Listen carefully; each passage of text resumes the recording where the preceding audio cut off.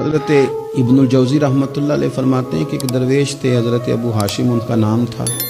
کہتے ہیں بڑی مجبوری تھی، مجھے کہیں جانا تھا تو کشتی نہیں مل رہی تھی۔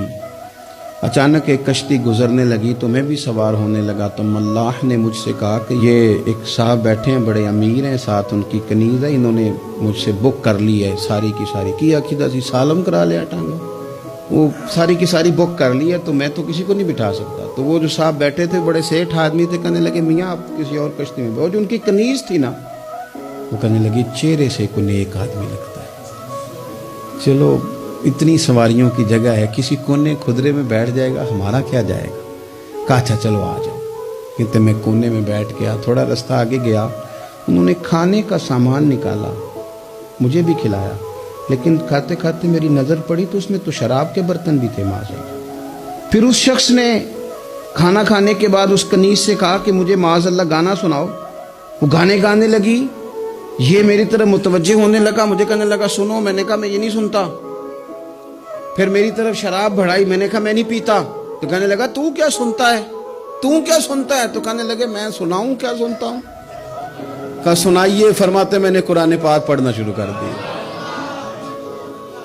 کچھ لوگ، میں آپ کو یقین سے کہتا ہوں، کچھ لوگ ایسے ہیں جن کی زندگی دور گزر گئی ہے مسجد سے، انہیں کو بندہ چاہیے جو تھوڑا سا جا کے پیغام حق سنائے۔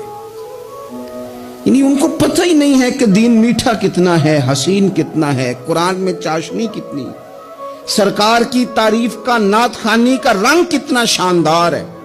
میرا یہ ماننا ہے کہ جسے رب رسول کے رنگوں کی خوشبو کا پتہ چل گیا نا، پھر دنیا کا کوئی اور رنگ اسے اپنی طرف مائل کر ہی نہیں سکتا، سوال ہی پیدا نہیں ہوتا۔ کچھ لوگوں نے سونگا نہیں ہے، آئے نہیں ہیں، قریب نہیں آئے۔ تو شیخ ابو ہاشم کہتے ہیں مجھے کہنے لگا سناؤ نا۔ امیر آدمی تھا، کبھی اس طرف گیا ہی نہیں تھا۔ ڈھیروں لوگ ہیں جو نہیں مسجد جاتے۔ الہاکم التکاثر حتی زرتم المقابر، اللہ فرماتے ہیں کہ تمہیں دولت کی ہرس نے اتنا عجیب الجھا دیا کہ قبروں تک پہنچ گئے تم۔ بہت سارے لوگ ہیں قبر میں چلے جاتے ہیں، مسجد میں نہیں آتے۔ تو کہتے ہیں میں نے اسے چند آیتیں سنائیں، اس کی تو کیفیت ہی بدل گئی۔ کہنے لگا مولانا زندگی بڑی گناہوں میں گزری ہے، اب توبہ کر لوں تو مالک معاف کر دے گا؟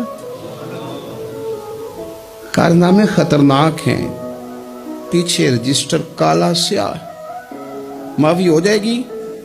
دولت بڑی تھی تو پھر ہم نے بھی شراب کباب شباب میں اڑا دی ساری، معاف کر دے گا؟ تو کہتے ہیں میں نے کہا ہو بندے کے آنے کی دیر ہے، اس کی رحمت تو فوراً ہی قبول کر لیتی ہے۔